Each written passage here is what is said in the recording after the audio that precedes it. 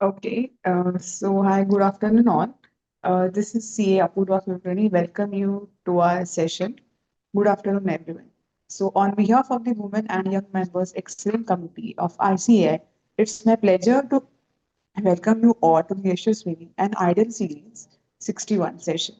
Yashaswini and Idol is a Wednesday series of program conducted by the WYMEC for the Women CAs and by the Women CAs. This series is an extension of Sky High Symposium, which concluded its 100 episodes. It is one of the committee's initiatives to not only disseminate information to women members on technical updation and non-technical skills, but also to empower and inspire women members to come at forefront and realize their verbal skills at public forum. So we have CA Saili Gujarati here. So I just have a quick introduction for her. So CA Saili Gujarati is a chartered accountant and a lawyer. She is a partner at a leading CA firm with 7+ years of experience. Her specialization is in direct tax, real estate, structuring, and advisory for funds and startups. And she's a speaker and faculty on taxation at various forums of ICA. So now I hand over to CA Saini Gujarati to take up. Thank you all. Thank you for the introduction, CA Apurva. Good afternoon to all the committee members. Good afternoon to all the participants. It's wonderful to see these initiatives being taken to constantly upskill ourselves, even in a subsegment.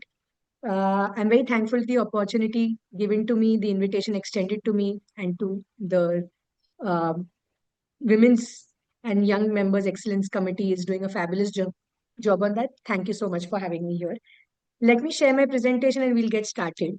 But before I start, I'd like to tell uh, all of you that we have only less than an hour to cover the tax aspects or the income tax aspects of joint development agreements.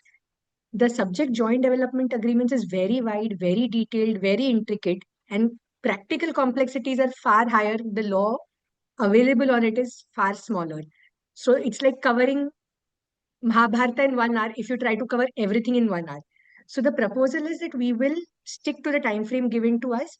And in that time frame, what is possible is to get an overview of how the tax provisions work. If anybody has any practical questions or detailed nuances on that, I'm happy to take it up in question and answer session at the end. Uh, I hope I can just see a thumbs up or a yes in the chat box so I get a confirmation of my audibility, visibility, and I'll share my presentation meanwhile.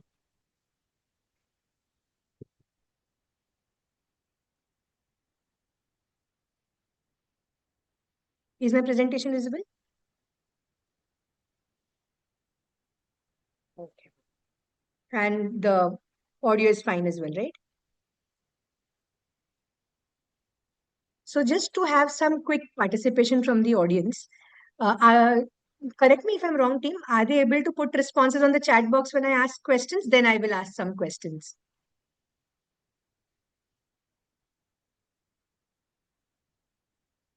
Saurabh or Apurva, could you confirm if participants will be able to put in their responses or questions in chat box or share their reactions, which I can see? Then I would like to ask some questions. Ma'am, you can ask the question at the end of the session, ma'am. Okay, all right. So anyway, the questions were just to interact. I don't have questions for the audience per se. So basically, I was going to check first as to how many of you are actually actively dealing with joint development agreements, either in your professional capacity as advisors, as return filers, or in your personal capacity with your own house going under redevelopment. That was going to be the first question. But any which way, we all are aware that in all cities, majorly the tier 1 cities, or also certain tier 2 cities, there's a lot of construction activity and a redevelopment activity seen constantly. That's why this topic is important from that angle.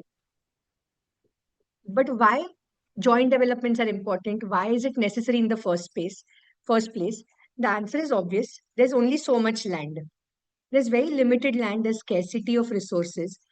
I, as a landowner, if I have land, one, I want to monetize it. I want to get enhanced compensation for it. Two, if I have an old house, not only a land, I might have a flat or a bungalow. I want to move to a better, a bigger accommodation. Three, I do not have the skill sets or the financial capability or the technical expertise to actually build a house. So the easiest way for me is to join hands with somebody. Who is that somebody? That somebody is a builder or a developer who knows how to make houses, who knows how to do construction. And why is the developer interested in this? Because simple reason, land is very expensive because it is scarce. That's why the prices of land in any good cities are skyrocketing. It's difficult for a builder also to upfront pay that much money, block that much capital before the project has even kick-started, because he doesn't know when the sales will eventually happen. So it is a win-win. If a landowner can extend the land, a builder can get access to that land without paying for it upfront. Also, if you're aware, in the real estate sector, particularly, funding is a challenge. Builders do not get funding easily for land acquisition per se. That is why it's not even possible that they easily raise borrowings at a very low interest rate and go ahead acquire a land. In such circumstances, both of them come together. Landowner says, all right, take my land. Builder says, I will develop this land. In exchange, I will give you something. That something could be either a new constructed place, it could be some money, it could be some share in revenue, anything. But the win-win is because nobody out of them has to shell out all their capabilities in the first go. Now, when we talk of joint development agreements, today we are speaking of JDAs, but sometimes you would have heard words like redevelopment or only development agreement or joint ventures. Question is whether all these things are the same. Are these concepts the same? The answer is no. When we speak of joint venture specifically, it is a different concept. Why is it different from what we are saying in joint development agreement is in joint venture, two parties come together, actually do a venture or a business activity per se, to earn certain profits out of that venture.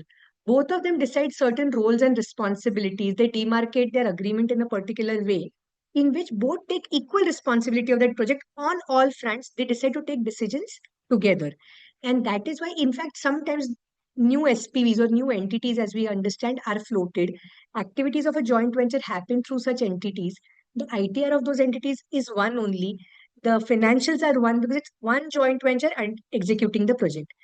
Versus that, a JDA, the concept that we are dealing with today, is where there are two parties with very limited responsibility. Joint when in a joint development agreement, landowner is only supposed to give land to a certain extent. It has he or she has responsibilities to make sure that the land is free of encumbrances, title is clear, certain approvals if required are in place, but that's about it.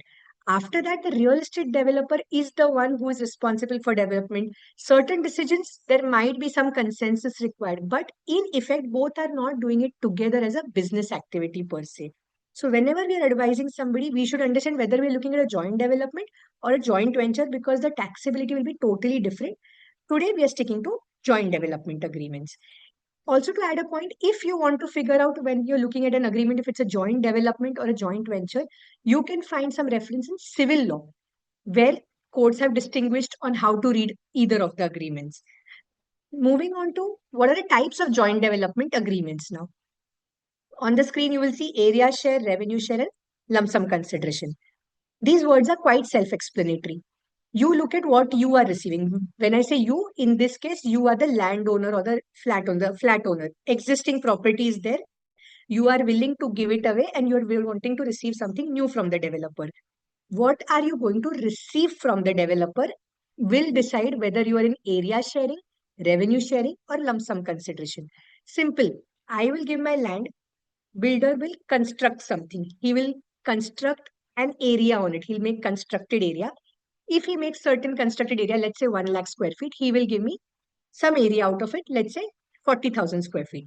So what did I get? He shared area with me. So my agreement is area sharing. Certain places, I will give the land. Builder will make a building again 1 lakh square feet. He will sell this 1 lakh square feet to ultimate buyers. He will earn money out of it. He will earn revenue. He will share that money or revenue with me. So it's a revenue sharing joint development agreement. In area sharing agreement, I will have the discretion as to how do I want to deal with the area that I have received. Either captively, I will decide to use it for myself. I will occupy it, rent it out. I might sell it out, or I might ask developer in assistance to help me sell it out. But essentially, what is my ownership or what is my right to receive is area share. So it's called an area share joint development agreement. In revenue share, I will, as and when builder sells those units. As and when builder earns those profits, there will be a mechanism on how we can share the revenue that he's earning. Why will I do this? Because I feel that in future, when the project will get developed, projects take time to develop. In future, my expectation is that the revenue from this project is going to be massive. Real estate prices are going to go up, and I don't want to deal with properties per se. I don't want to have the jig of actually dealing with properties. I want money, and I want to be sorted that way. That is when I will enter into revenue sharing. What is lump sum consideration? Lump sum consideration is not technically a joint development agreement. It's as good as saying, take my land, you give me a lump sum consideration. It is as good as a sale in most cases. What happens with joint development agreements is there are many complexities as far as GST and stamp duty goes. That is why certain new avenues or new types of JDAs are also being seen as being explored currently. We'll not deal too much with them. They're evolving as we speak. But just so that you're aware of the terms, one of them is a project management agreement or a development management agreement where a builder is only managing a project. He is not taking the development agreement as a JDA on his own account, or a co-development agreement. These are certain new agreements which are still evolving. But on the left hand side are the ones which are pretty set and most commonly observed in the market. Why joint development agreements, or in fact even real estate sector per se, is peculiar? Why does it require special deliberation? Is because the sector has special considerations. There are many actually, but I've just put up 5 or 6 on the screen so we can appreciate why when you're speaking to a developer or a landowner, your thought process needs to be a slightly different thought process versus any other sector you deal with. Let's, just for the sake of simplicity, I'm going to compare it with a manufacturing or a trading account. What happens in real estate is your activity is spread over multiple years. In a trading or manufacturing, you take goods today, you sell them today. It's all happening in the same financial year mostly. You manufacture something today, you sell it today. So the expense and the income are usually in the same year. But what happens in real estate is this process, a building, as you're aware, takes years to get completed. A project takes longer. So if I start making expenses today as a builder, maybe after 2 or 3 years, it will come to a shape and form where the flats may be sellable, revenue might come in a different year. There are revenue methods, revenue versus percentage versus project completion. But the fact is, the activity is over multiple years. That's why it is challenging. It's not as easy as buying and selling something today. So, which year to account for what, which year to tax what becomes a critical question here. Second, it's a capital intensive, high risk business. We all are aware it's not easy to acquire a land or make a real estate project. The monetary stake is high, and so is the non monetary stake because it involves lots of agencies. It involves lots of, there'll be so many vendors you pay to, with each one having a different tax angle to it, each one having high monetary stakes. That is why, again, the clarity required on this subject becomes very important. Third is when you are entering the agreements. That time the goods don't exist only at all in reality. Sometimes if you go to a shop to buy an X item, that X item is in front of you, or that X item will be made by that single person alone and given to you in a couple of days. In real estate, when you go to book a flat or you go for a redevelopment agreement, ultimate thing that is going to come out of it, the ultimate new property that is going to be acquired, is not in existence as we speak. So we are signing an agreement to get something which is not there today. That is why the challenge increases multifold. All these agreements are very complex because, like I said, there are so many types of JDAs. Every builder, every landowner, every lawyer will have a different way of structuring these assignments. So that's why these agreements are also not very standardized. The terms are also very flexible, variable. There are very dynamic conditions possible. Commercial ratios could be different. That's why these agreements to read themselves also are complex. We are also aware that disputes, as far as real estate goes, is historical. We are all aware once there's property, there's a full chance of dispute. So with dispute changes the taxability. If something has started, you started offering tax, suddenly there's a dispute, the project comes to a stall. Suddenly you had started a project, approvals did not come in. What to do with the money spent? What to do with the money received from advances? This likelihood of something like that happening in real estate sector is again higher, again because the time frame is so long, people involved are so many. And last thing is, tax is one law. Civil law, which has Transfer of Property Act, say, Stamp Duty Act, say, GST. There are so many other laws also. Not all of them treat every point the same. As per tax, let's say sale has happened today only when you signed the agreement. But as per civil law, it might be another day. As per TOPA, it might be another day. So there's no harmony in all laws on all points. That is why which point to consider under which law also is a very challenging aspect. So for tax, also you need to disconnect from certain other laws and look at it purely from tax angle. That is what makes real estate a little more tricky, I might say. And all these features should be known to us whenever we read a joint development agreement, whenever we start evaluating or advising on these aspects. Next question.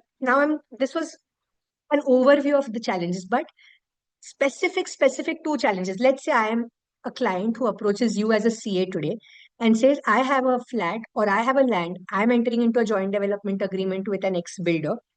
Tell me, how will the tax work?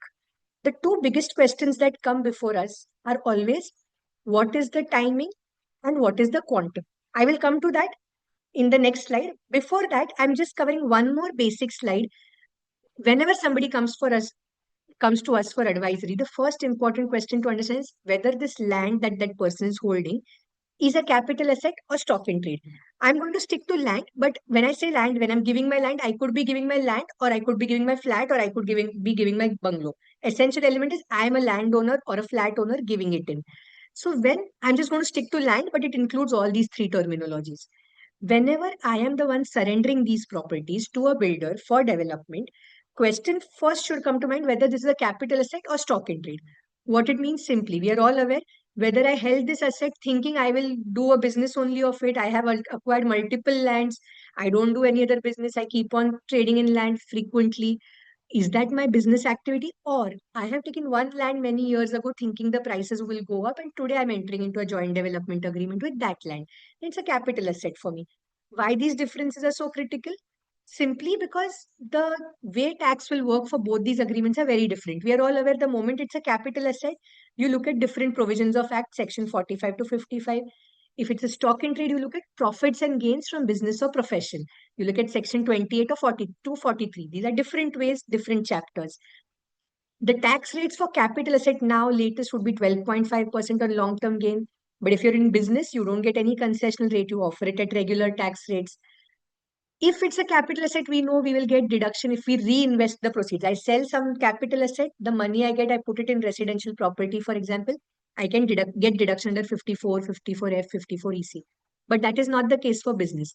But for business, I will get all other business expenses as a deduction against it. Salaries, my staff, my management team, all administrative expenses, all the project development expenses, all of them will become deductions if it is stock in trade. In capital asset, I will probably have to be restricted to cost of acquisition, cost of improvement. Again, indexation will become different. For capital asset, you will get an indexation. For business, you will not get indexation. Also, the timing of taxation is different under both. Be aware that whichever way of holding the asset, capital or stock in trade, any kind of development agreement can be done. My land could be a capital asset. I can still do revenue share or area share. Even if it's a business asset, I can still do a revenue share or area share.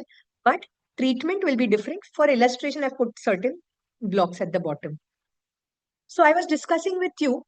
I approached you. So first step that we cleared, I approached you as a landowner saying, I have a land. What do I do, sir or ma'am? You say, okay, first you tell me whether it's a capital asset or a business asset. I say it's a capital asset. So now the question that was there, this is pre-2017, the main question that was faced by people, I am signing a joint development agreement today. Let's say I have 1,000 square feet plot. I'm signing a joint development agreement with a builder. Builder says I'm going to make a building of which I'll give you 1,000 square feet, let's say flat in that building.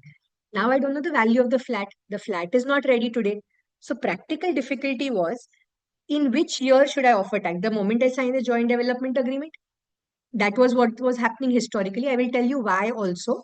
But for now, suffice to know that in most cases, the year of signing the JDA was the year in which taxability arose. That year, I'm not even getting money from builder. I'm getting nothing. In fact, I'm only signing an agreement. At best, I might get a deposit or some token amount. But the value of flat that I'm going to receive is far higher. So practically difficult for me to pay tax in that year. Manli, I want to pay the tax. Let's say I'm willing to pay the tax also in that year. How much tax is the question? Because in a normal case, we pay tax on the money we earn. But here, there's no money which is ever going to come in. A flat is going to come. Maybe some money over and above the flat value might come. But the idea is to receive a flat in exchange. The flat is not ready today. Flat, when it will be ready, I don't know what will be the value of that flat also. To take a notional value today, neither the flat is there, nor do I know what will be the value tomorrow. So how do I say, even if I want to pay tax, on what amount do I pay a tax? Do I simply estimate? If the estimate is higher or lower later, what do I do? These are the practical challenges being faced pre-2017. So government recognized these challenges and introduced a provision, section 45(5)(a). In simple terms, first I'll tell you what 45(5)(a) is, and then eventually we'll also go and break down the section into many parts, because that is what will be most useful while advising clients. In simple words, very broad overview, government said, आज development agreement sign किया, no problem, no tax today. When will you pay tax? In the year in which completion certificate of the property is received. Which property? The incoming property. The year in which the builder will make a new flat and give me the flat, and a completion certificate will be issued for that new flat. That is the year you pay the tax. How much also government said? Stamp duty value of that property on the date of completion certificate. So it made it easy by giving it a date of CC. It made it easy by giving it a value. Value is the stamp duty value on the date of CC. That is when you will pay the tax. So now this was introduced in Finance Act of 2017 with effect from 1st April 2018. So as you understand, like I said, earlier the typical treatment of JDA was that in year one, when I signed the joint development agreement, I have to pay tax. Let's say before 2017, if I would have signed the JD, I had to pay tax that year itself. Now this amendment came. So question that a lot of people were facing is, can I use this section for joint development agreements which were signed before 2017 or before 2018? Can I give retrospective effect to this section? Can I say even for agreements which were signed before 2018, my taxability should be in the year in which completion certificate will come? That was a question. And there was good basis to have that question. So I've taken a small case study. Let's just read the case study. I'll put it on the screen for a minute. You can read it.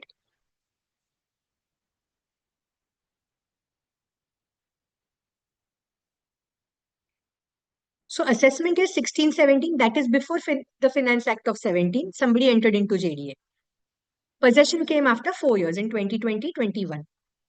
So for some reason, capital gains was not offered up to 2021. Question was, anyway in between this budget amendment had come. Can I take up this capital gains in the year 2021 when the possession is come? Or do I have to say that 45(5)(a) cannot apply, it is not retrospectively applicable? The arguments on both sides. One argument, which the assessee said, who wants to push their tax to 2020-21, said this is a clarificatory or a beneficial provision. It is actually helping a taxpayer understand when to pay tax on and how much to pay tax. It's an official mandate. It is clarificatory in nature. It is beneficial to taxpayer. When there are two interpretations, you take the beneficial interpretation. So that is why I should be able to give this effect after 2020, even for an agreement entered before. One argument from the revenue was, no, this is a charging provision. It is a substantive provision. If it was not there in the law on the day on which you sign the development agreement, we cannot read it in law. You have to follow the law on the date of development agreement. If it was taxable, then you should offer it to tax then. So you cannot take the benefit of 45(5)(a) retrospectively. What the courts have held is there is no retrospective application for 45(5)(a). I have enlisted a few decisions, recent tribunal decisions, which have said that 45(5)(a) will continue to apply only with effect from 1st April 2018. I hope this point is clear. So moving to what is really 45(5)(a). In simple terms, I've already explained it to you. But now we will actually look at the language and deep dive into breaking it down. On the screen is the section. I will give all of you 2 minutes to read the section and then we will discuss it together.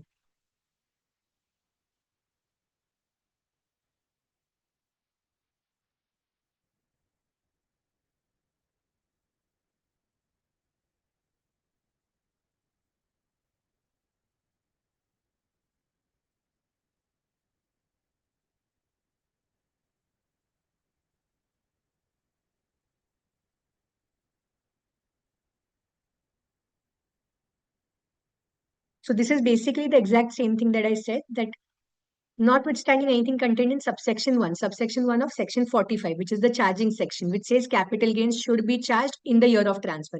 It is saying notwithstanding anything contained in that. So in a usual case, the day you do the transfer is the day you pay the tax. But I'm saying they're creating an exception by introducing 45(5)(a). They're saying keep 45(1) aside for a moment. If a capital gain is arising to an individual or HUF, you pay the tax in the year of issue of completion certificate on the stamp duty value as on the date of issue of that certificate. Let's look at the breakup of this section. Who does this section apply to? Only and only individuals and HUFs. So I, as a landowner, can take 45(5)(a) into account only if I'm an individual or HUF. What will happen if it is a firm or a company which is owning a land and now it is doing a joint development agreement with a builder? You cannot read 45(5)(a). You have to essentially go back to 45(1) because 45(5)(a) applies only to individuals and builders. Second, when does 45(5)(a) come into play? It comes on transfer of a capital asset, being land or building or both, under specified agreement. Now, 3 bullets are there in the second box. First, it has to be a transfer. What is a transfer? We'll deal with it. But for now, just know that transfer is defined in section 247, subsection 47 of Income Tax Act. It includes everything as we understand: sale, exchange, relinquishment, 53(8) Transfer of Property Act, all the different conditions that we are aware of. There has to be a transfer. There has to be a capital asset. If this asset is being held by you as a business asset, not a capital asset, you again are not in 45(5)(a). Stop looking at 45(5)(a) right away. It has to be a capital asset. How do you determine if it's a capital asset or a business asset? Is a factual exercise which needs to be done before we apply this section. Being land or building or both. So it has to be a land or building. What if it's only a right? You are a leasehold tenant in that building and you are asked to give up your right in that building when the building is undergoing redevelopment. Can we apply 45(5)(a)? Big question, because it only says land or building or both. Under a specified agreement, this language comes from the section specified agreement. For colloquial purposes, specified agreement, the way it is defined is where I am giving land and I'm getting share of some constructed area in exchange would be a specified agreement. The broader definition is on the next slide. We'll read that also. When will the tax happen? This is the third block. When? Previous year in which completion certificate is received for the whole or part of the project. So let's say I gave my land today in year 1. Year 5 completion certificate came for the new building. It might not even be for the full building. It will be for half building. If you're aware, in Mumbai, you can get OC for first 4 floors out of 8 floors also. If you finish those many floors and they're habitable or they're worthy of occupation, you can get part completion also. That is the year in which taxability will arise. What happens if, let's say, I gave my land, I was supposed to receive a flat. I'll take an example of a bigger society where there are, say, 3 or 4 towers. I gave my land. They're going to construct 4 towers on that land. Each tower is a separate project. Project is not defined under the act. But let's assume they consider each tower as a separate project and phase-wise they're developing tower A, B, C, D. I have been promised by the builder that in tower D, they will give me some flats in exchange of my land. Now, when I gave the land, 45(5)(a) is applicable to me. I'm an individual. It's a capital asset. It's a specified agreement. I gave my land today, no tax today. But let's say in year 3, tower A is complete and occupation certificate for tower or a completion certificate for tower A is received. Part of the project is complete. But my flat is not received. My flat is still in tower D. How do we interpret this for the whole or part of the project? That is a question. In many cases, practically it would be advisable, and we'll also see that practically we see anybody who is giving their land would want to get their flats first. So that is why it's important to negotiate accordingly, keeping this timeline in mind, especially if there's a long gap between A and D happening. Next question, how much? Okay, I understood. When is the point of tax? When the completion certificate is received. On how much? In that case, taxability will be on the stamp duty value of his share. His share matlab the new building that's if the builder constructs 10 floors, he will give you 1 or 2 floors, for example. That is your share in the new building, your share in the new construction. Stamp duty value of that share 8 floors will be retained by the builder. Plus, if the builder is giving you any monetary consideration, let's say the builder says, okay, take these 2 floors, plus you take 1 crore rupees in your bank account, in your check. That monetary consideration you add and you offer it to tax, that is the deemed value of your full consideration. So the section looks simple, but there are multiple questions that come to our mind. One, is it important to see what is the residential status of an individual? Individual is mandatory. Residential status is not prescribed. In today's scenario, we see a lot of flats are there of NRIs where parents bought those flats and children have moved abroad. Now those flats are going under redevelopment. They're held by non-resident individuals. Can they still look at 45(5)(a)? The answer is yes. The section does not discriminate between an individual resident or a non-resident, but it has to be an individual or HUF. This question we already discussed. Second question, I do not have ownership per se in land or building, but I do have certain rights. It could be tenancy right, it could be leasehold right.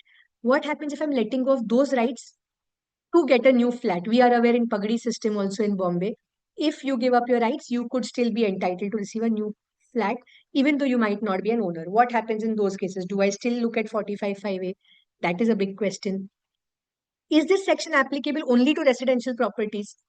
Or let's say I have an office in an old commercial complex. I am going for development agreement where they are going to build a new commercial complex or a new residential society there and give us flats in exchange or a new office in exchange. Do I still look at 45(5)(a)?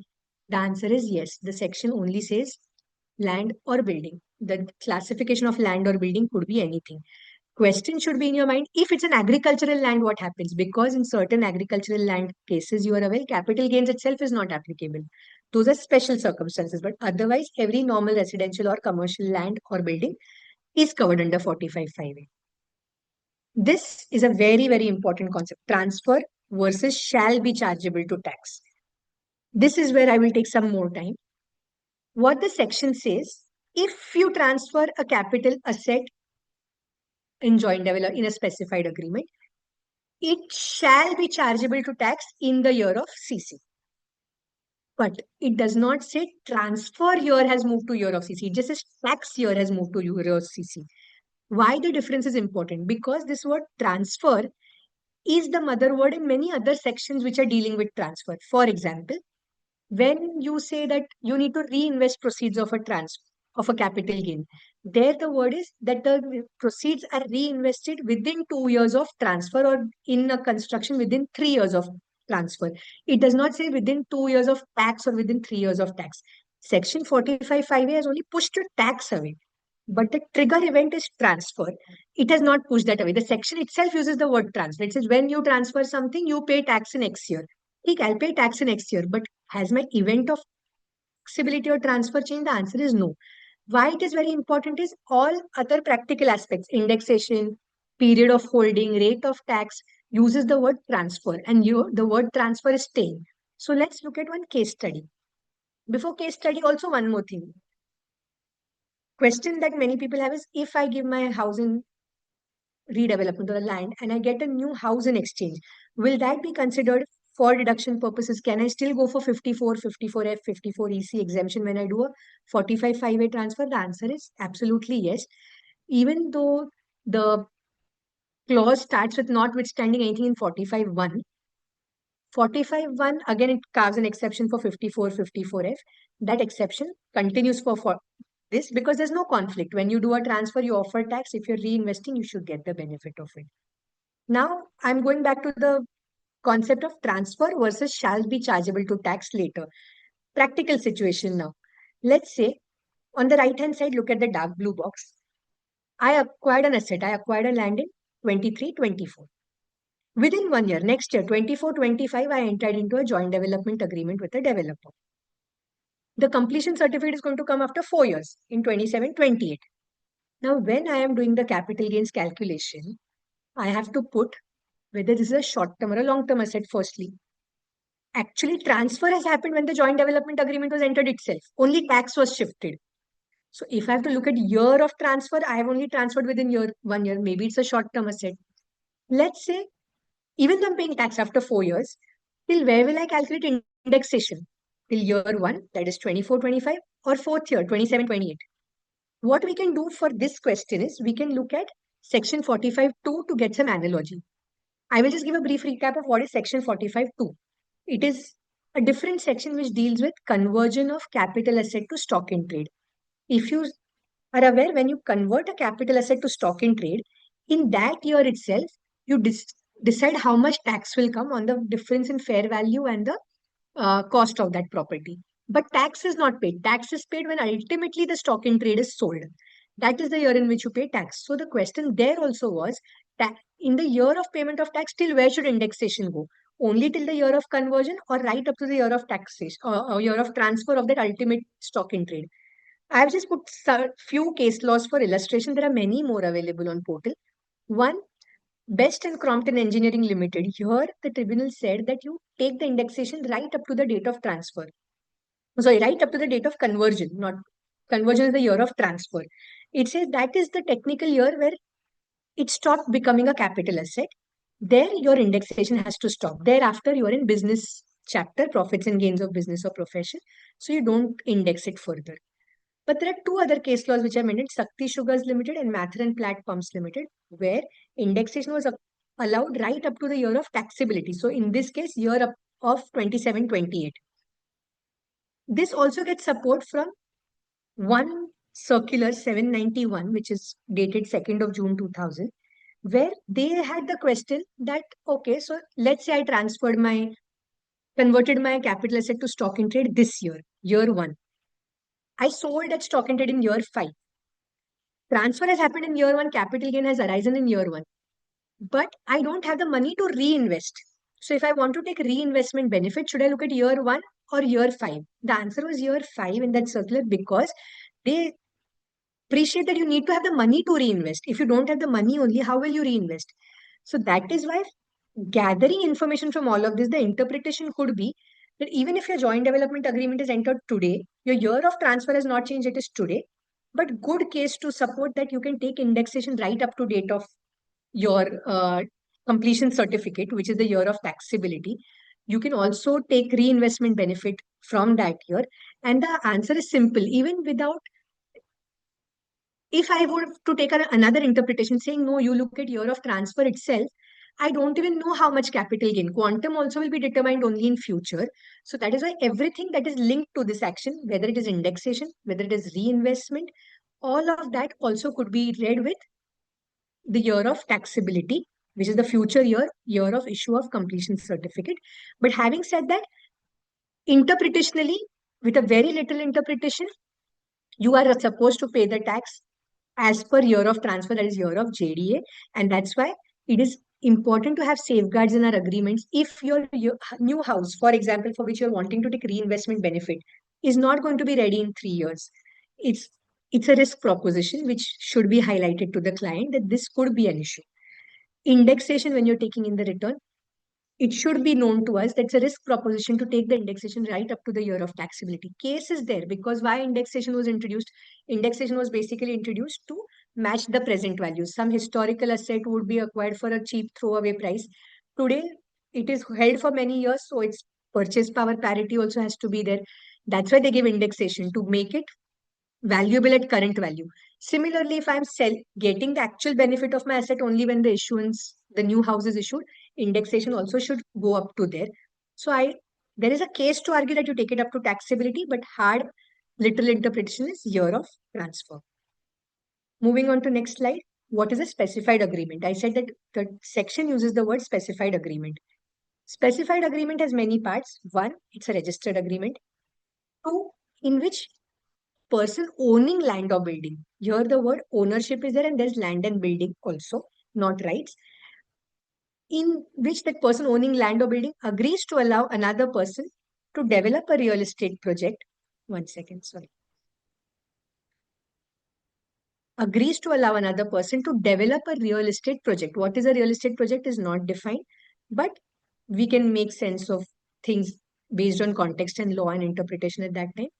On such land or building, it will be whether with or without payment or part of consideration in cash. So there might be cash, there might not be cash. But what will definitely be there is consideration of a share being land or building in such project.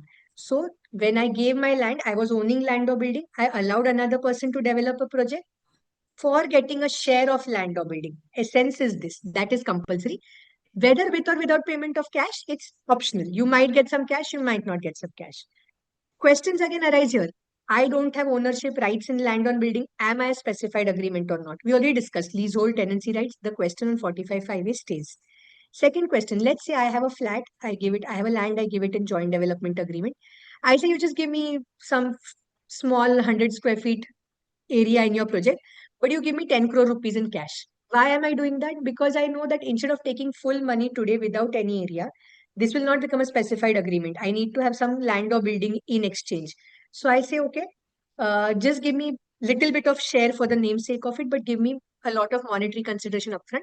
But I will pay tax in the year of completion certificate for that 100 square feet. Will that be permissible? Technically, the law is not stopping you, but purposive interpretation may not allow you because cash is optional, area is mandatory. The reason for making this section is something else. So that is why commensurate or reasonableness should be important while deciding such calls. What is a real estate project is not defined, whether plotted developments, where you just give a barren land, unruly land, and a developer comes in, helps you with plotting, making electricity connection, water connection there, subdividing the plots, making the fencing, making them marketable. Lot of plots are sold in, let's say, Lonavala kind of places where people can come and make their farmhouses. Whether that will be a real estate project, because what I gave was barren land, but somebody made a plotted development. Answer to that could be very well yes, and you could look at 45(5)(a). What if I say I will give my land today, Mumbai, let's say in Dadar, and builder says, okay, Dadar will take some time to make. I have another project happening in, let's say, South Bombay, Nariman Point. Why don't you take a flat there today? Answer usually everybody will say yes. Why not Nariman Point? But keeping that aside, can I take 45(5)(a)?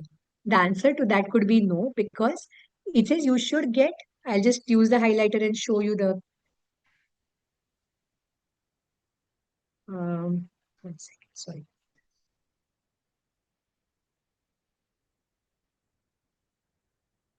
So it says being land or building or both in such projects. See, the word such is there, which indicates it has to be the exact same project.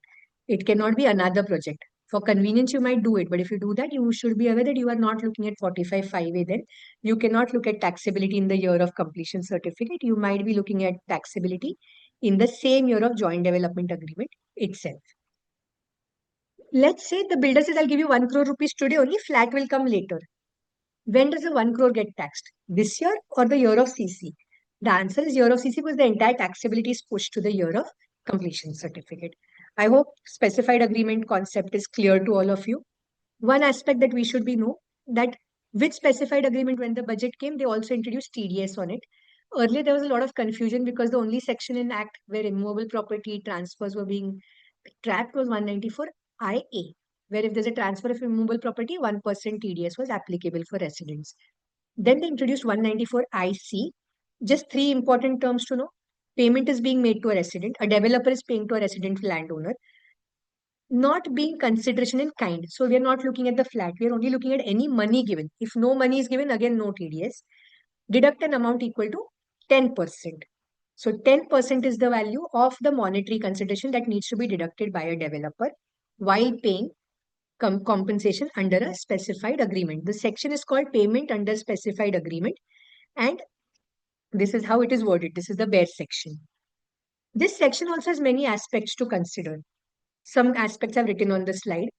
Like I said, 194 IA has 1% TDS, 195 IC has 10% TDS. What is IA? I sell a land to you, you give me money is 194 IA. You will do 1% TDS. But I give my land to you to develop and you give me constructed units. I am fitting the definition of specified agreement. Then 194 IC will come in while the asset going from my side is the same, land only. And what will happen is 10% TDS. On what component? Only the monetary compensation. If I'm going to get flat ke badle only flat, no TDS is required under 194 IC per se. What about payments to non-resident? I said a lot of young flat owners might be there who are non-residents holding flats. Their societies also undergo redevelopments, joint developments. When TDS is to be done for such people, You cannot look at 194 IC because it only covers residents. For non-residents, you will again resort to section 195 and look at the position over there. No TDS on consideration on kind. Now, what happens if I transfer, let's say I gave my land in development to a developer in year 1. Project is expected to be completed in year 5. Year 3 itself, let's say some new person comes in and says that, I'm interested in buying a flat in this project. I know you are going to get a flat. Why don't you allow me to pay you right away? You exit the project, you give me the right to buy that flat. Here you are transferring something before the completion certificate came, before you would have paid the tax. In that case, whether TDS will come under 194 IC, no, that person will again go to 194 IA probably in such case, because this may not be a specified agreement in the first place. Next question comes here. If you read, when we read 45.5, it says individuals and HUFs. But when you read 194 IC, it does not say individuals or HUFs. It just says payment under specified agreement. Specified agreement itself also does not say individual or HUF. It just tells you what a specified agreement should look like. It should look like land going, share of construction coming. That is how it should look. Now, let's say a firm had a land. It gave it a joint development. It got constructed area. Technically, it's a specified agreement. But 45.5A is not applicable to a firm. But what about TDS? Can somebody say it is a specified agreement? TDS is to be done at 10%. It's a resident. Anyway, section does not say individual or HUF. Here, there could be a confusion. Here, there could be a chance of interpreting that 10% TDS needs to be done, even though 45.5A is not applicable. There are arguments against this as well, because this section was introduced along with 45.5A. How much to import into it could be a question. But is this a question? It is a very valid question to have. Last question. We are all aware that when we do development, you are aware that when somebody, let's say builder comes in and says, we'll redevelop this entire building, it not only redevelops and gives you a new flat, for the period under which development was happening, they might either give you transit rent, they might give you accommodation at some other place, they might fund that, they might help you, they might give you an allowance for movement from here to there, shifting allowance or a hardship allowance per se. Does the developer need to deduct tax on that also? The answer to that was, in one of the case laws before Bombay High Court in Sarfaraz Furniture Wala, the question was that there was a builder who was giving a rent for this arrangement. Court said that what you are giving is not really rent in the sense of 194I, neither it is some compensation for this. It's a capital receipt in the hands of that person. That person is not sitting there to earn rent from you. It is a capital receipt for that momentary inconvenience cost to that person. So it is not an income to that person, and no TDS is required to be deducted on that person. And there are more case laws on similar lines where any amount given to the flat owner for the period of construction should not suffer TDS. I have a list in a slide or two. We'll look at them. Before we move to that, there's a proviso to this section. This section has only 3 parts. One, main charging provision 45.5A. Then there is a specified agreement. In explanation, there are a couple of definitions. Third is a proviso. What proviso says is 45, I'll just read from the flow chart on the screen. You could follow with me. 45.5A provisions shall not apply if assessee transfers his share in the project on or before issue of completion certificate. Gains in that case shall be deemed to be income of the previous year in which transfer takes place. Simple terms, what it says, year 1, I did joint development agreement, 45.5A was applicable to me. Year 5, I was going to get my project share. But before year 5, in my year 3 itself, I decided to transfer. Now tax is not paid yet. Tax was going to be paid in year 5, but year 3 itself, some person came, said, I'm interested in buying your share. He gives me money. I'm willing to exit. Before completion certificate, I got money. Section says in that year itself, year 3 itself, you deem this to become your income and pay the tax. This is logical. Why? Earlier 45.5A was introduced because you don't know when flat will be ready, because you don't know how much money you will get. In this case, both situations are solved. You know you got the money. How much money you got, you know. Which year you got the money, year 3. So government says now you pay the tax in year 3 itself. So to safeguard such transactions, 45.5A has proviso. There are some intricacies to it, which I'm skipping in the interest of time. I think I have only some 7-8 minutes left. So this is an important point which most flat owners will ask us, that builder is giving me transit rent, corpus, hardship allowance. Should I be paying tax on it? Should there be TDS on it from the builder? So these cases on the top, if you see, The first three cases, Sarfaraz Furniture Wala, N Rose Developers, Nathani Parekh Construction, these are all Bombay High Court and Tribunal decisions. Here it has been held that no TDS is required to be deducted by developer on payment of rent per se. Neither under 194I, which deals with rent, neither under 194IC or IA for that matter. Next category of payments that could be, there is hardship allowance, corpus. For those also I've enlisted for, there are many decisions which say these are all capital receipts. These are not really incomes in nature, and hence no tax is required to be paid on these, or no tax is required to be deducted on these per se. On payment, we don't have so many cases, but on TDS, so many are available. Also, in certain cases, like for example, Ajay Parasmal Kothari, the revenue contended that builder is giving X amount of rent to the assessee. Assessee is not even using the rent to stay in a new place. He is going and living with his parents. So then that entire amount received by him is income. The answer to that also was a negative. They said no, the money is given to him because he is giving up his own house where he was there. That's why it is a capital receipt in his hand. Still no taxability. In one of the cases, I think Jitendra Kumar Soneja, there was an interesting observation in the end. They said no taxability, no TDS right now, fair. But they made an observation saying that whatever money they're receiving right now should become should be reduced from their cost. Eventually, when that new flat will come, what will happen? They'll offer capital gains on the new flat. They will reduce the cost of the old flat. They think that cost of old flat you further reduce by whatever money you received from builder, either towards rent or allowances. You reduce that money. Your cost should go down. Ultimately, your capital gains should go a little higher by that much amount. Whether that is correct, in my view, I don't subscribe to that theory because there is no provision in capital gains chapter to reduce the cost by such amounts. Yes, contrary theory could be that all these amounts, you call them rent or you call them allowance.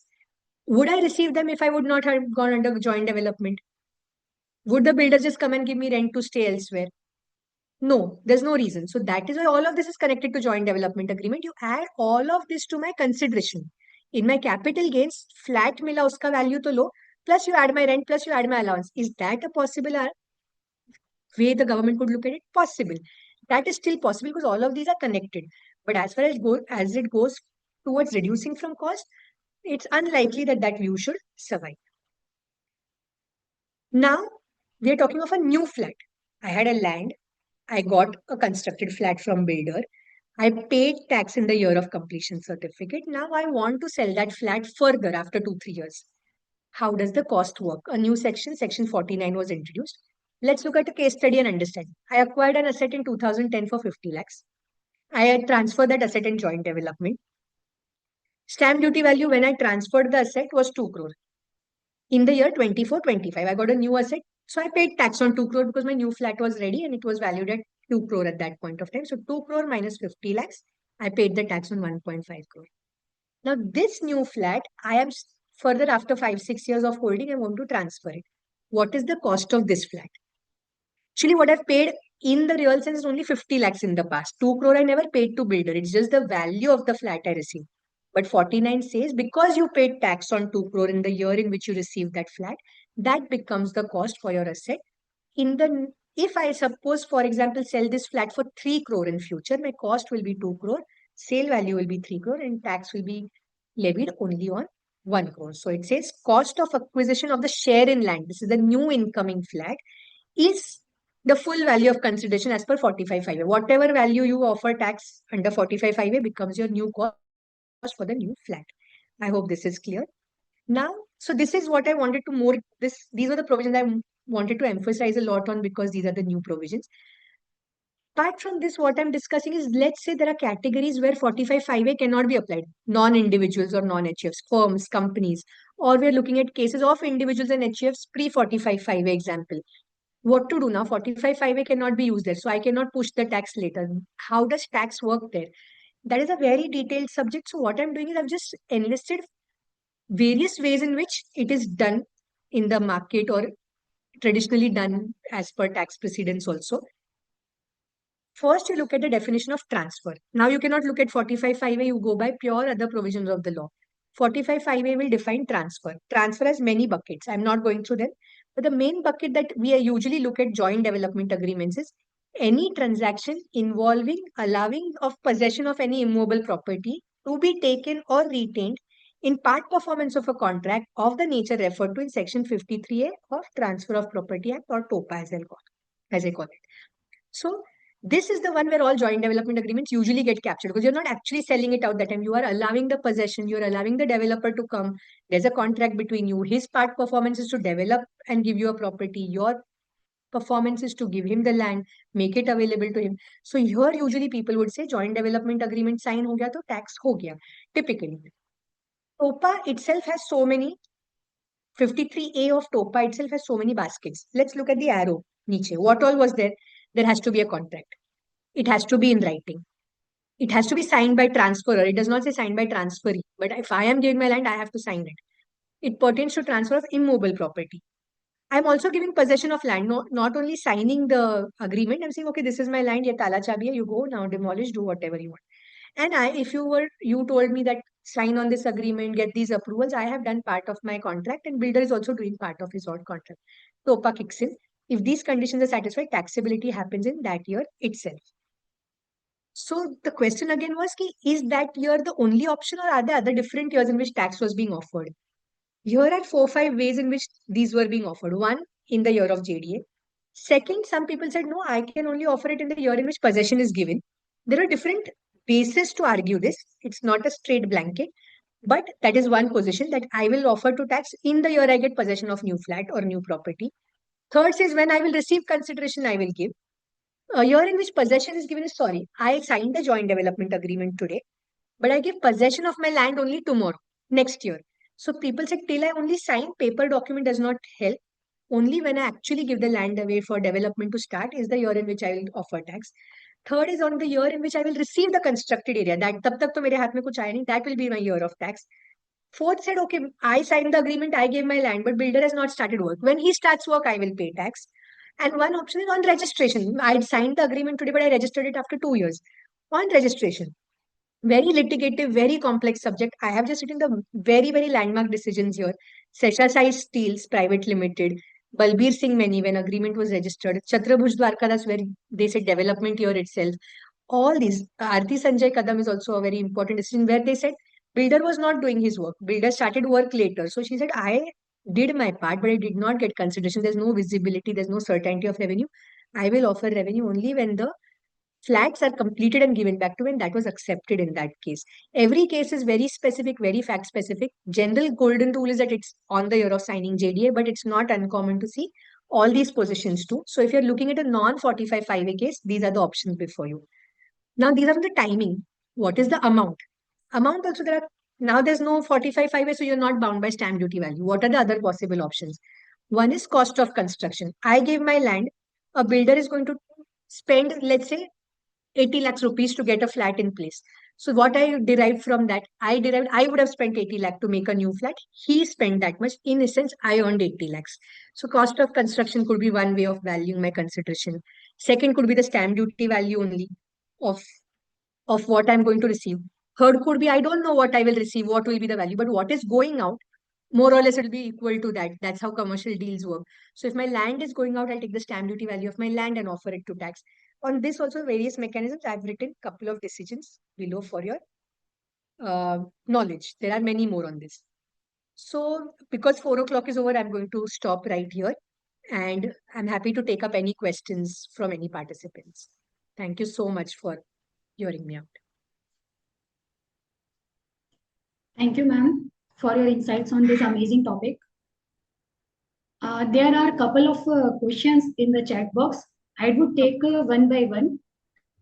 First one is from K. Mallikarjun Rao. What precautions to be taken by landlords for tax planning in joint development agreements? So tax planning, I'm going to restrict to that. Malika, if I got your name right, there will be two aspects whenever you're taking precautions. Legal aspects are equally critical. I'm keeping them aside, but as far as we are speaking of tax, one, see how the project is defined. Two, see when project is going to be completed. If your agreement itself says that your project is going to be completed after 6 years, then the conflict that I was mentioning, transfer versus taxability, you are never going to get the property back in 3 years. So can you say that the new property will become my reinvestment and I'll claim 54 if the answer could be no. That's why, or an indemnity clause on, if let's say there's a 3-year clause, in 3 years you're going to get your property back. What if I don't get my property in 3 years and I end up paying tax? Is there an indemnity clause to cover that up? Is all the conditions of specified agreement being met? 45(5)(a) I said has many conditions. It has to be registered. What if document is not getting registered? You might not get 45(5)(a) benefits. The entire angle is, can I push my taxability to the year of CC as I'm looking at it? In some very rare cases, you might not want to push it to CC, but in most cases, you will want to. To do that, what has to happen is look at 45(5)(a). Is it registered? Am I getting a share in that project itself? How is the share being defined? How is the phase-wise completion being done? These are the aspects. Is it really becoming a specified agreement, or is the language such that it is giving you some other flavor? Is it making you trapped under RERA? These are the precautions to see that you don't miss out on any benefit of 45(5)(a) by missing any condition of 45(5)(a). So keep your agreement on one side, keep section on one side, tick. Everything is being met in the real sense. Then you are safer to say that's how you should look at tax. So, and 45(5)(a) when you look at main section, look at explanations to the section. And look at 194 IC and decide whether TDS and all will happen upfront or not. See whether what is the component of share that you're getting in constructed area versus monetary compensation you're getting. How are the payments staggered? You might get money today itself, you'll get money in installments.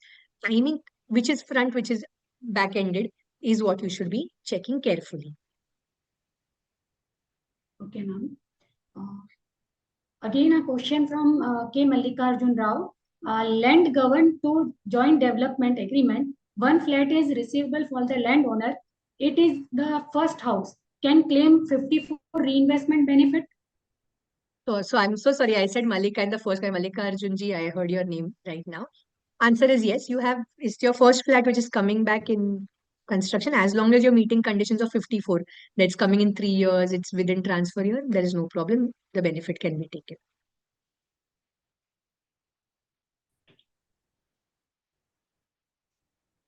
Okay. Thank you, ma'am. Thank you, That's CA it. Shitali, ma'am. My For pleasure. your session has been your session and thought-provoking. Thank you so much. I hand over for the next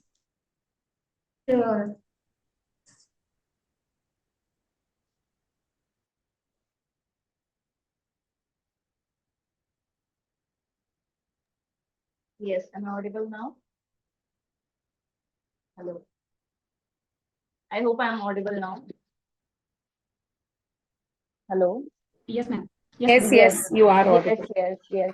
So good evening, everyone. Once again, I am C. Chandni Rathod, your moderator for today's session. With the wonderful session we just now had, knowledge for redevelopment agreement. Now it's now time to move to the very empowering part of our webinar. I'm delighted to introduce CA Khushbu Ringosia ma'am, a passionate and purpose-driven initiate professional known for her work in the space of mindset coaching and personal transformation.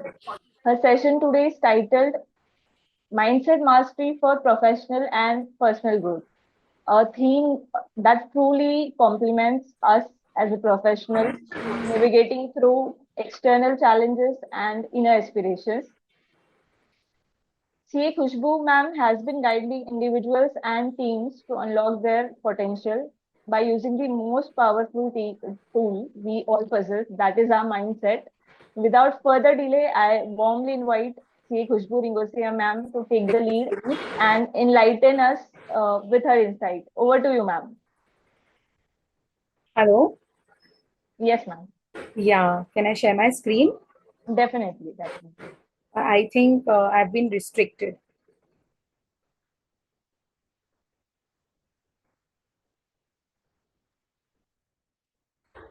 CA Khushbu Ringosia.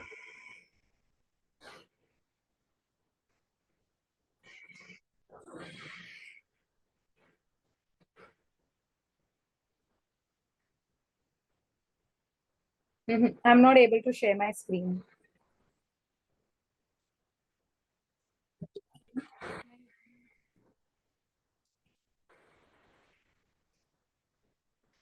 No, it's not happening. They can't. Huh? You cannot share screen while other participant.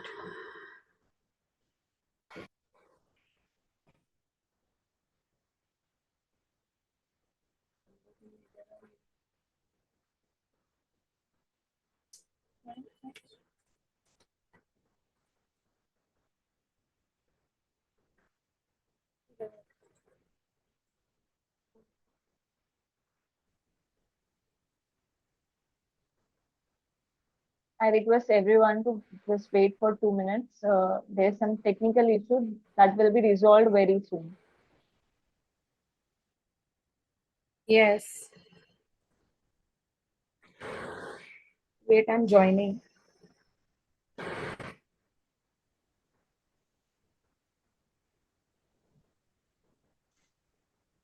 Yeah.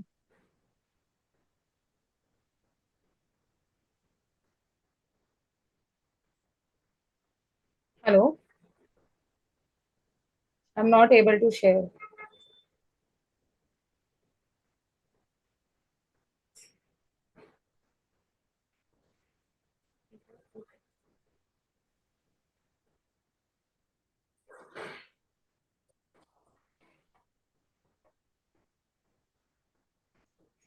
नहीं हो रहा है यार Saurabh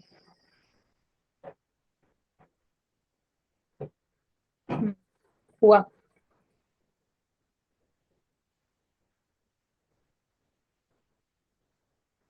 yeah yeah can we start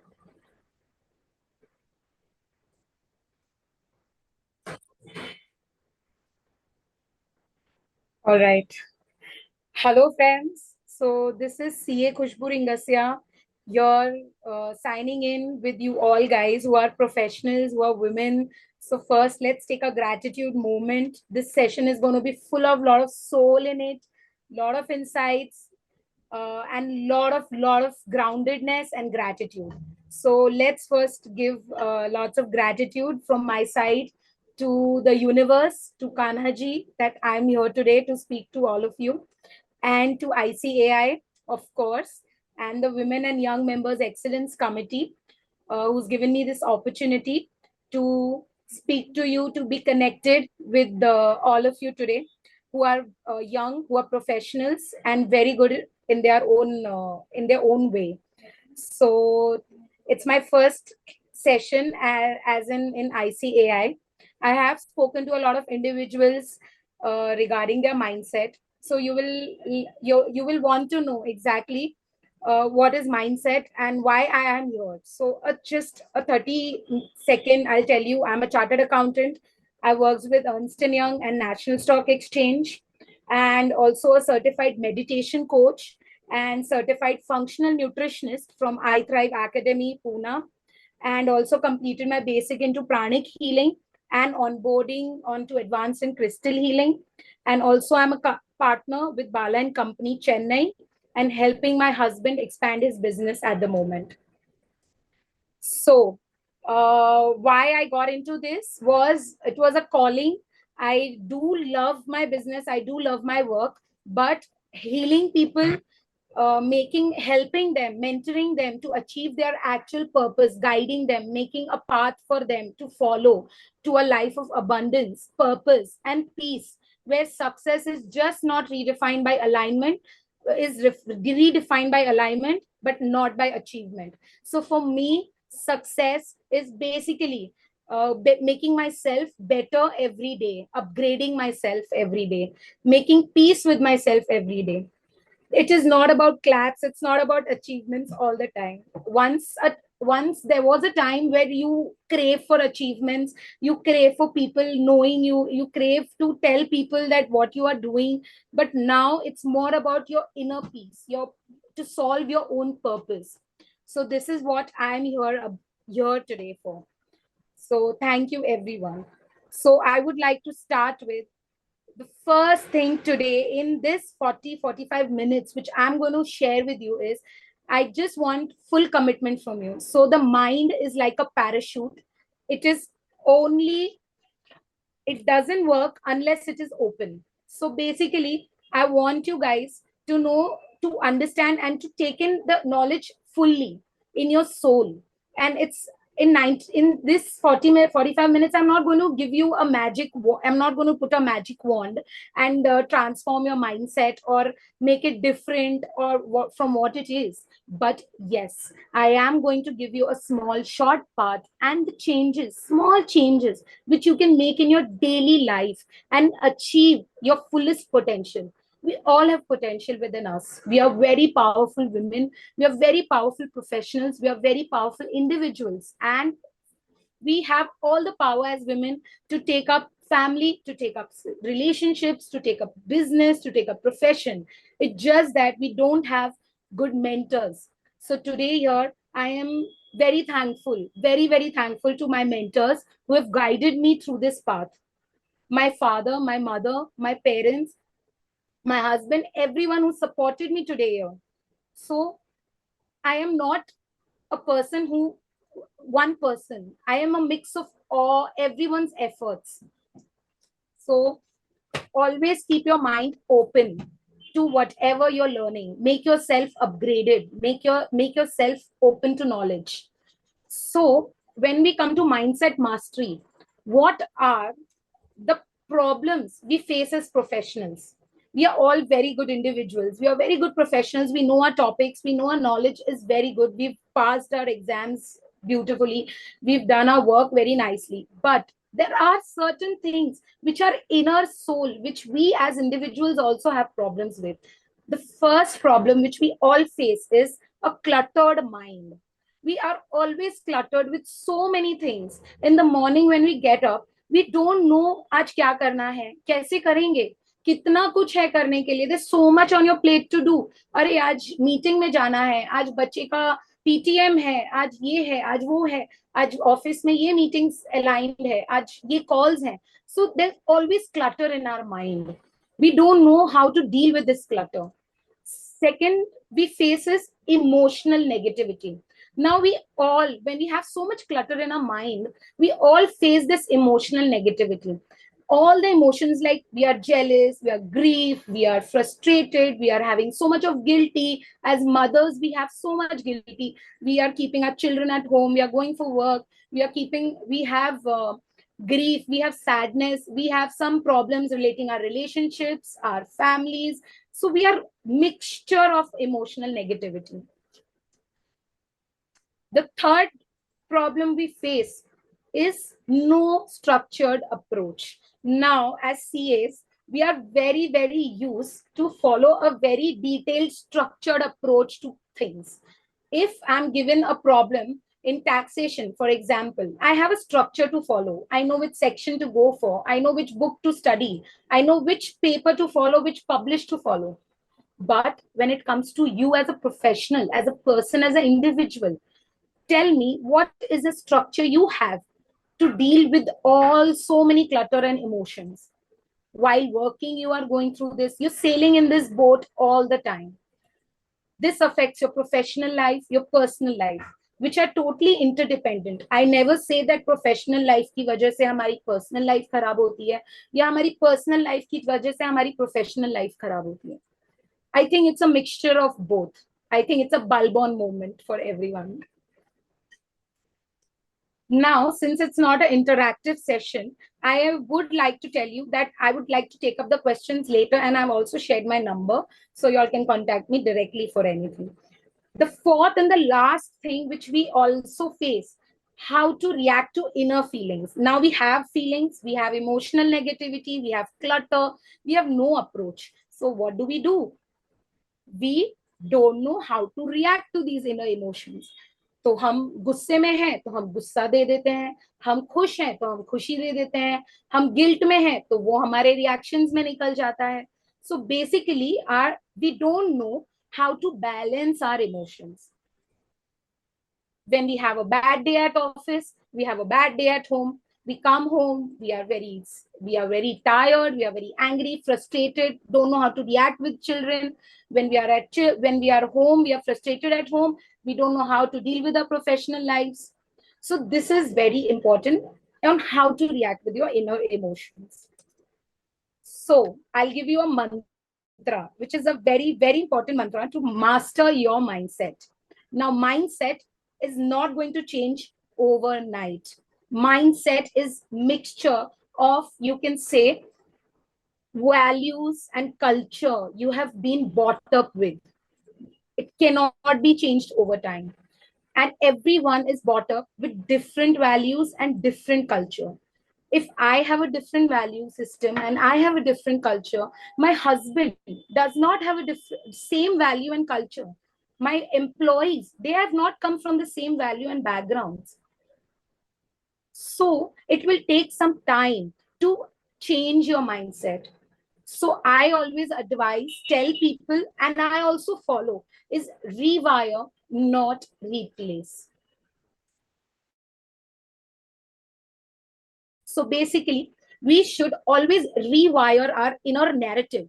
So basically, we have situations and we have choices. No person, nobody in this world has this in the same situation will react in the same manner. We all will react in the situations in different manner. We will make different choices. And some choices might be good for you, some might not be good for you, but good for the other person in the same situation. For example, take a lion. A lion is gone in the jungle to eat something. He's very hungry. He sees grass and he sees a goat. Tell me, whom will he eat? He will eat the goat, of course, because he's hungry and he's a cannibal. So he eats the goat. Now tell me, the situation and the choice the lion made was good for him, but for the goat, was it good for the goat? No, the situation was bad for him. He could not run from the place, so it was bad choice for him to go in the jungle. So basically, your life is designed by the situations and choices you make, not by the situations, but by the choices you make. Now, rewire, not replace. Next, now 3 ways I will tell you today in short how to rewire your mind. Now, rewiring is very simple, but very, very effective. It's very difficult to do things, but it is very easy when you have someone to guide you, hold you, mentor you, and take you to this journey easily. First thing, start reframing your sentences. Now, what do I mean by reframing instead of your replacement? Now think about a negative statement which you passed recently. Just take 5 seconds and think about a negative statement you passed recently in your mind. I just passed that I'm very tensed about today's class. I don't know how I'm going to talk. I'm very tensed. Instead of thinking this, I will reframe my sentence to, it's okay, I'm going to be doing good. Everyone are my friends. So this is kind of reframing your mind. Now, whenever a client walks up to you and gives you a feedback, for example, he'll say, oh, आपने बिल्कुल इस बार मेरे return में बहुत गलतियां थी. You failed again. मेरी return में ये मिस्टेक थी, टोटलिंग एरर्स थे. And what you will think, what? Oh, I failed. Oh God, I failed again. Oh God, ये मेरा नहीं, ये किसी और का काम था. You will call the employee, you will bash the employee badly. अरे ये तुमने क्या किया आज, क्लाइंट आके बोला ये हुआ, ऐसे करते हो, we failed again, ये हो, we failed again, I failed. Now just think, the client came to you. Let's reframe this whole sentence. You will think, this was a feedback. Now I know what to do. So accept your feedback. This was a feedback. Don't keep repeating the negative statements all the time. So reframe instead of replace. So basically, this activates your prefrontal cortex of the brain. Now, what is a prefrontal cortex? We have two parts in the brain, prefrontal and subconscious mind. मेरा subconscious mind एक robo की तरह है, वो उसके पास खुद का कुछ नहीं है, उसको जो भी इनपुट मिलता है मेरे प्रीफ्रंटल कॉर्टेक्स यानी मेरी सेंसेस से मिलता है। मैंने जो देखा, मैंने जो सुना, मैंने जो फील किया, मैंने जो खाया, मैंने जो टेस्ट किया, उससे मेरा माइंड एक्टिवेट हुआ। मेरे सबकॉन्शियस माइंड ने वही किया जो मेरे माइंड ने, जो मेरे प्रीफ्रंटल कॉर्टेक्स ने देखा। So basically once you start reframing your sentences, it will start showing growth oriented patterns in your brain over the time. Then you will no more get into the trap of negative emotions. And this is how you will start creating magnetism in your aura, in your energy. You will start becoming a magnet of positive emotions. So it's very, very important, very small change, but a massive impact on your mindset. Next, second,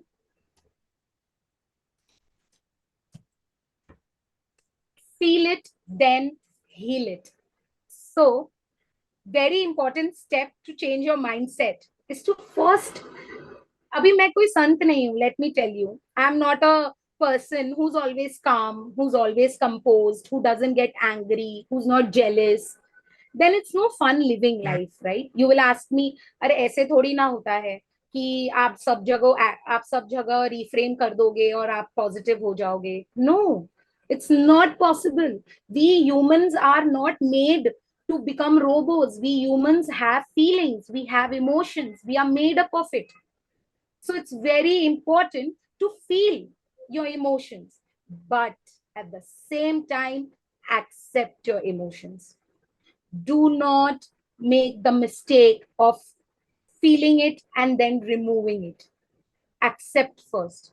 You can be angry, you can be sad, you can be depressed, you can go wrong, you can make mistakes. You can, as a mother, as a professional, I feel I have made a lot of mistakes, but I accept it. I am not a computer. I'm a human being. I will make mistakes. I will have a pool of emotions in me, lot of anger, lot of frustration. So the very important thing you can do is integrate yourself with your emotion. Feel your emotions, accept your emotion. Acceptance is the biggest power you give to your emotion. Once you start accepting your negative emotions, you'll start getting detached from that emotion. You will not feel that emotion the way it is supposed to be in you. Accept it without any judgment. Don't care about anyone, just care about yourself. Accept करो अपने आप को, आप जैसे हो, आप जो feel कर रहे हो वो सही है और सही गलत नहीं है. आप जैसा फील करो. Accept your emotion without any judgment, without thinking what people will think about your emotion. It's okay to cry, it's okay to feel sad, it's okay to communicate, it's okay to detach yourself from the world for some time. Give that time to yourself. Accept this without any judgment. Allow yourself to fully surrender to that feeling you have. Once you start accepting that, surrendering your feeling, you will start getting detached from that emotion. So we can just close our eyes for just 30 seconds, and the last emotion we all felt, which was not good, which was negative about you, and you will see the change once you say yourself that I'm accepting the emotion I am in. It's okay that I was angry. It's okay to be sad. It's okay. Just feel it. Just feel that emotion without any judgment. No one is asking you.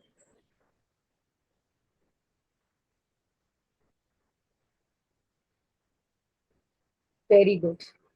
I think you will start, if you keep this in your process, make it a habit, you will achieve that disassociation with your emotion, negative emotions.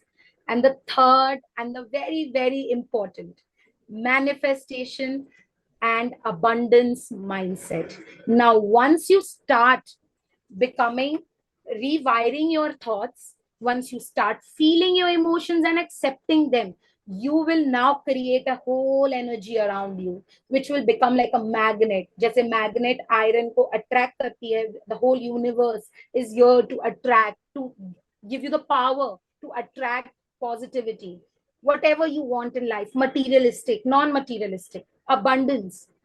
So let's look and how you can manifest. In this 45 to 50 minutes, I know I cannot cover a lot, a lot, a lot, but the main thing are the three pillars of my manifestation. The first pillar is be grateful. Very important. I think the first thing you should do in your day is be grateful. When you wake up in the morning, you are always thinking that what to do while after you wake up, you get fresh, you go out, you take some exercise. But the first thing you should be is be grateful. You should be grateful to everyone in your life. You should be grateful to your life, to people who help you, to support you, to your family, to your kids, to the universe, to whoever God you worship. So be grateful, be thankful.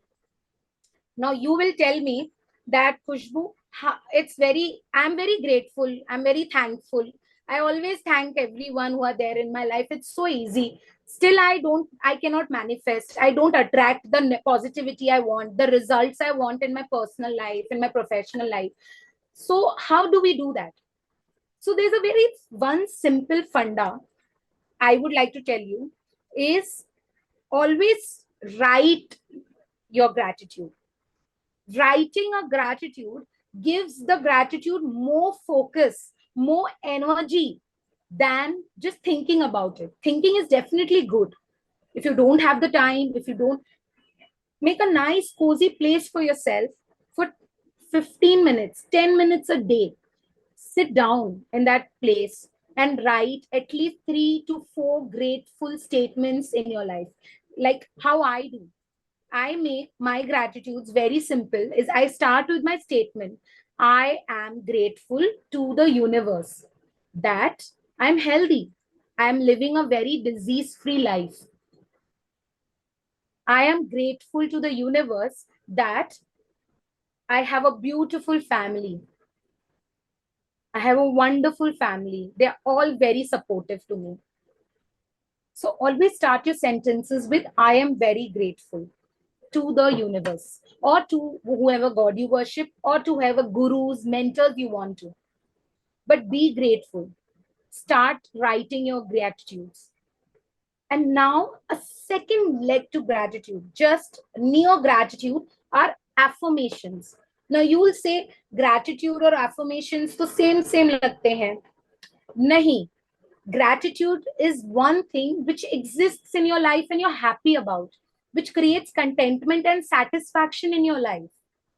But affirmations is one thing which gives you power, which gives you foresightedness to visualize, to imagine what you are, what potential you have. I am powerful. I am enough. I am wealthy. I am a powerhouse of energy. So these are affirmations. So I make sure that every day you have to write your 5 gratitudes and 5 affirmations. I have given this guidance to a lot of people to start writing. Like my own husband, he never used to believe in affirmations and gratitude. My father, because they are all businessmen, they all believe in results, practical oriented approaches, which we all do. But this approach actually changes the whole game. The day you write I'll tell you an example. What I did recently is I had to go for a meeting in to a client, and I was very scared. I was like, I don't know क्या होगा meeting में, वो क्या बोलेगा, will he give me the order or not give me the order? So what I did, I just took a plain sheet of paper. Before going to the meeting, outside I sat and I wrote, I'm very grateful to the universe. I'm very happy that the client has finally agreed to all our terms and I have got the order. And trust me, I'm not talking magic, I'm talking reality. I went inside the cabin, we sat there, and what the universe aligned, the energy, I aligned my energy to the universe energy just by writing that one statement. The client was very happy with whatever we were giving, whatever we were offering, and he asked us for lab and bulk trial samples to go ahead with the process of choosing the products. So I was so scared because the client is not very, owners and clients are not very positive on changing vendors all the time. But I was very positive. I went with that mindset. What results I want, I went with that mindset and I got the result. So always be grateful. Write your affirmations. Be grateful. कहीं पे भी अटको life में, लिखो जैसा तुम्हें चाहिए वैसा लिखो, वो तुम्हें मिलेगा. Next, and very, very important, visualization. Writing is very simple. I can write. But visualizing. Now I'm feeling like Shah Rukh Khan. No. Visualizing is complete clarity is equal to magnetism. Now, visualization makes your affirmation and gratitude very strong. It makes it like a pillar. अभी अगर मैंने affirm किया है कि मुझे ऐसा बनना है, या मुझे ऐसा घर चाहिए, या मुझे इतना कॉर्पस चाहिए, या मुझे ऐसी लाइफ चाहिए, I will make a vision board. Vision board is a very powerful tool to visualize your motto, your goals. So always believe in visualization. The more clarity you keep with your goals, the more clarity you keep with what you want in life, the more magnetism you create in your energy and your aura. So this is an example of a vision board which I created for myself, and I help some more people to create this vision board, and they're all getting very good results. So vision board is very, very powerful. So go home, create one today, make that small change. Just easily create some pictures, take some pictures, stick it on the vision board and put it in front of you. Open your eyes and just watch it every day, feel it. Last but not the least, very, very important, energy is nothing without effort. Now, if I think that I want an elephant in my room, मैंने सोच लिया मेरे घर में elephant है, मेरे room में पड़ा है. No, that's not realistic. That's not aligning with your energy. And the second is effort. If you are not putting effort, what is the point of having an energy? A positive energy. Now I have done everything. मैंने gratitude लिख लिया, मैं affirm करती हूँ, मैं बहुत खुश हूँ, मैं positive रहती हूँ. मैंने एक दिन लिख लिया कि I have passed my CA exam in first attempt.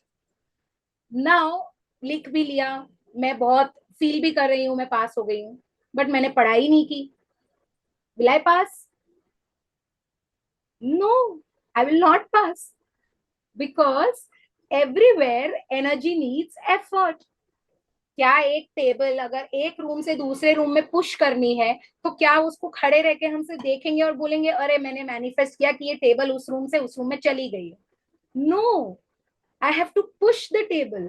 I have to take that effort, and I have to take a very aligned action towards it, which aligns with that energy, with that gratitude, with that affirmation, with that goal. So मुझे पढ़ाई करनी होगी, मुझे उतना hard work करना होगा. Then your whole energy works. So the effort and energy go hand in hand.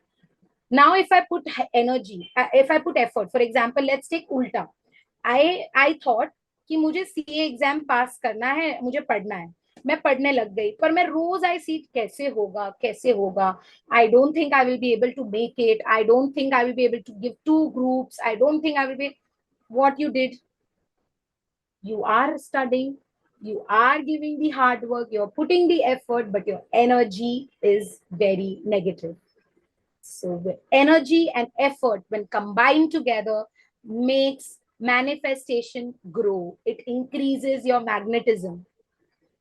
So let's all of us say yes to growth. Make those calls, make those difficult calls to clients, to our old clients, to our families with whom we don't talk. Make partnerships grow, make good partners, make a wonderful family. Love your children with all this energy. Grow, expand your business. Imagine if your energy is so high, how will your business energy will be? And when combined both, it will all contribute to the world energy. So basically, we are all staying in this energy. Even people who are here, who are attending this session, if they are high on energy, they're positive, they're thinking good about themselves. Oh, today I did a very good session. Today I learned so many new good things. You'll be happy about yourself. You'll be giving this happiness to your business, to your families. And this whole thing will contribute to the world energy. So we are here to make this small change in us to contribute to everything around us. And that everything will contribute to the world around us. And it's very important that you need to choose your mentors. Choose your mentors for energy, for positivity, for manifestation, for abundance growth. Like how we choose mentors, we choose classes for our studies. Like that, we need mentors in our own lives. When we were young, we had parents as mentors. Now, when we grow old, we detach from them. So we need people who are educated, who have upgraded themselves in the same things. They will give us directions, training, motivation. They'll keep you motivated. So I'm very, very glad that today we all here in class in this mindset. Let's all conquer our mindset today. Let's all move with faith, act with intention, a good intention, and receive all the energy with grace, with abundance, with all the love, with all the clarity, because it's very important that clarity gets creates visions, emotions activates attraction, and actions anchors manifestation. It's very, very important to be clear with your goals, to attract all the positive emotions which will create your energy positive, and then your actions, your efforts will actually get you through manifestation. Trust me, this whole universe is built on this magnetic force. It's a science, guys. You can do whatever Googling you want to do, but it's a science. We all stay in this energy and we attract what we feel, what we think, what we say. Once you start saying positive things to yourself, put aligned actions, reframing your mind, creating clear goals and visuals, you will manifest the higher energy. So why your great gratitudes and affirmations don't work is because you're not aligned your energy. You're not aligned your energy. So I want you guys to be with me for just a 30-second meditation, or and I want everyone to get this in your mind that this meditation is not going to change your world, but it will change that one seed in your mind, that one small thing which you need to go home and a takeaway today from this session.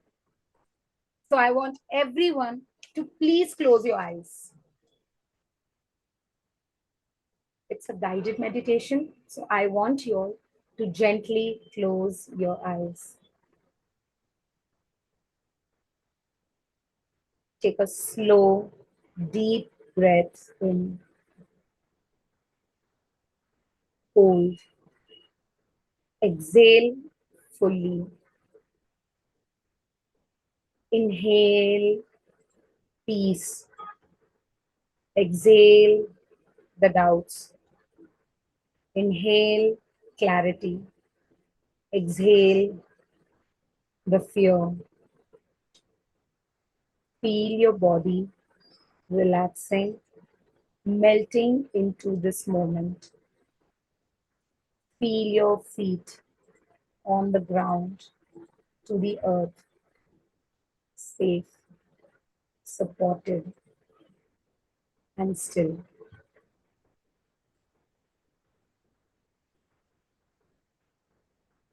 Now, bring your attention to your heart.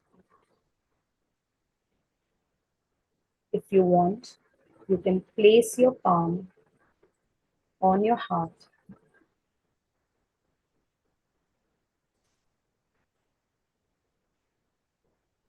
Whisper gently to yourself, I am open to the highest version of me. I am safe to receive all that I desire. Feel a soft lighting glow at your center heart.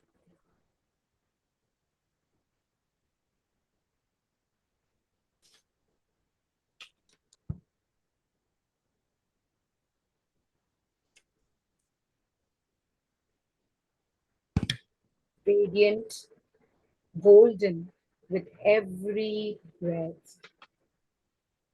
This is your inner power, inner calm, and the inner magnet of joy. Visualize freedom. Imagine you having wings.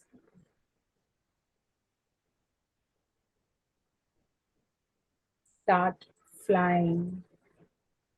You're flying to your ideal life, which is free, light, and abundant.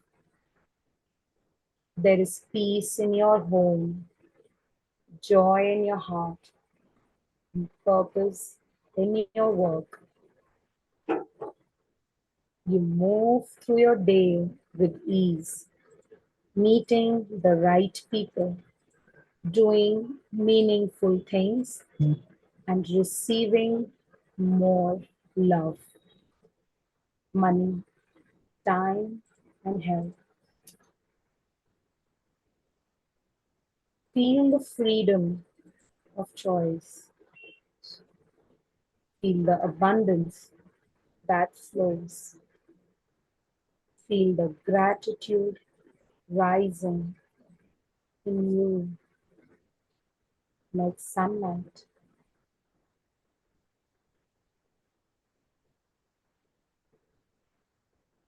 Now repeat in your heart, I am ready to receive.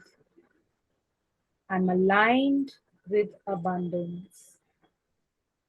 I'm free in my thoughts, my time, and my life. I'll give you a minute to feel this.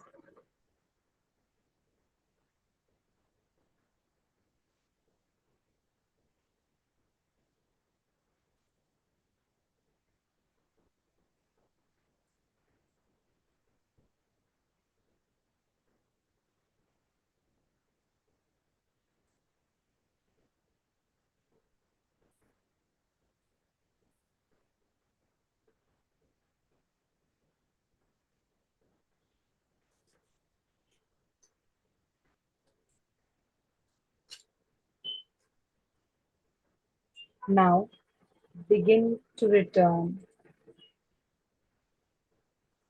Wiggle your fingers and toes. Take one more deep breath in and remove all the negative energy and take in all the positivity. Now, open your eyes with a soft smile. You can open your eyes now. Rub your hands and feel the warmth you created, the energy you had. So now you know this. You are already the version that you want to attract, all you seek with love, joy, and complete trust. I want to guide people, mentor people.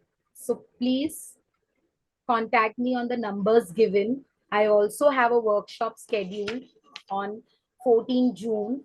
If you all want to sign up for it, if you all want to personally have questions, talk to me, give any feedback, please do call me. I'm always available on these two numbers and I will definitely get back to you, get in touch with you. And now I'm open to taking questions. I hope you all found this more resourceful and insightful.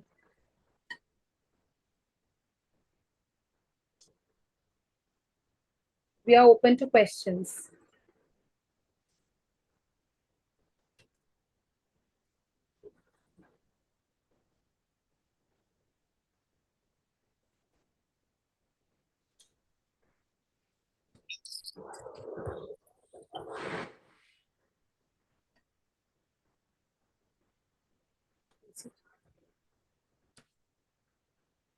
If there are no questions, it's okay. You all can contact me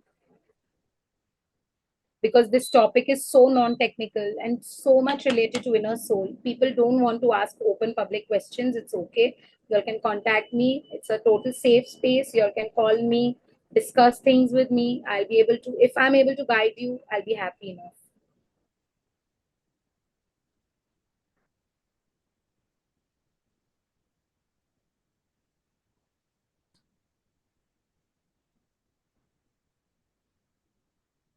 No problem. Kajal, there are questions or no questions?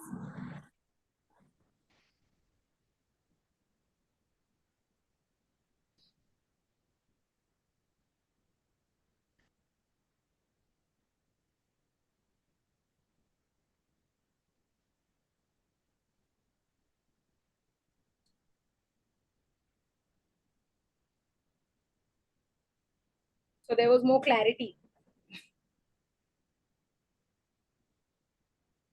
I can't hear you, Kajal. Am I audible now? Yes, now you're audible. Yeah. So that is what I want to tell you, that maybe if anyone wants to ask anything, they'll directly message you or they'll contact you. No one wants to ask right now. But really, it was a very enlightening session, and we are so much thankful for this. And it even reminds me of that one, this dialogue of a movie that really, if you किसी भी चीज को अगर बड़ी शिद्दत से चाहो तो पूरी कायनात तुमको मिलाने पे Yes. तुम लुटा दे. Yes. So it seems so that if we manifest that thing, what we want, and we can achieve it definitely. Yes. So but so correct, thank इसको आप करेक्ट मैनर में करेंगे तो इफेक्टिव है. हम आज कुछ yes और सोचते हैं, हम आगे कुछ और सोचने लग जाते हैं, हम तुरंत नेगेटिव हो जाते हैं सोचकर. no You know, it's very easy to say that it's easier to manifest, but it's not. It takes time yes for a person's limbistic activities to get yes into that version. क्योंकि हमें हमेशा से यही culture किया जाता है हमारे mind को कि अरे कैसे होगा, अरे तू yes कैसे करेगा, तेरे से हो ही नहीं पाएगा, तू कर ही नहीं सकती. And something I want to add to this is when I am a chartered accountant, मैं बहुत ambitious, career oriented भी नहीं थी हमेशा. My family, I've grown up in a very conventional, modern, open-minded family. And when I got married, I quit my job. I completely turned into a housewife. And then I had kids. And then this power of energy, this power of magnetism and manifestation is what I am standing here for. Today, Yes. because of that, I am here. नहीं I तो think मैं अगर it is the story of many Indian women yes, chartered yes. accountants. Yes. So I am, We हम truly हमेशा can ये relate to it.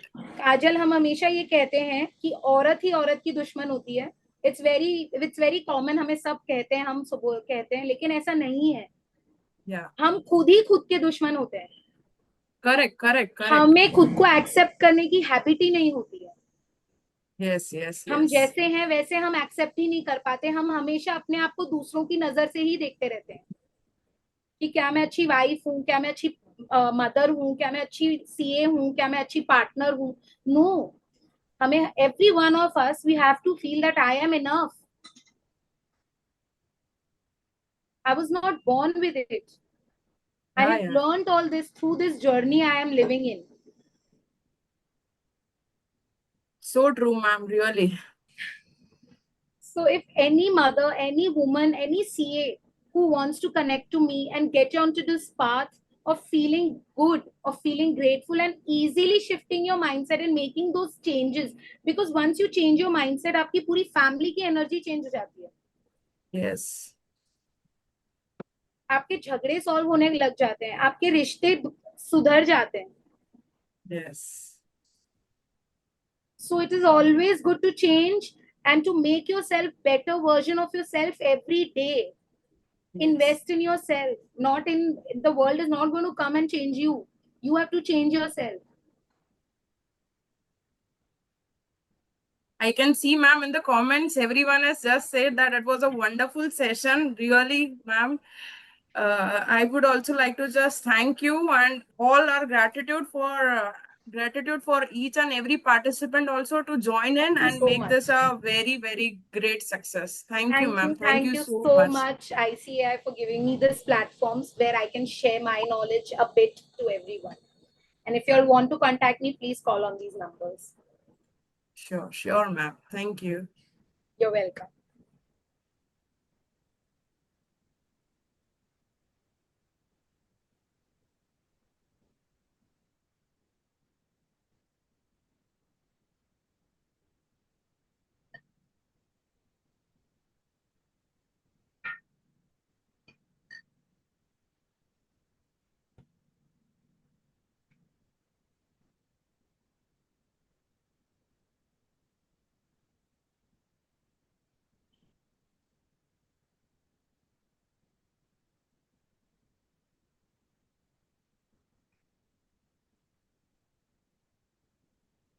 Okay.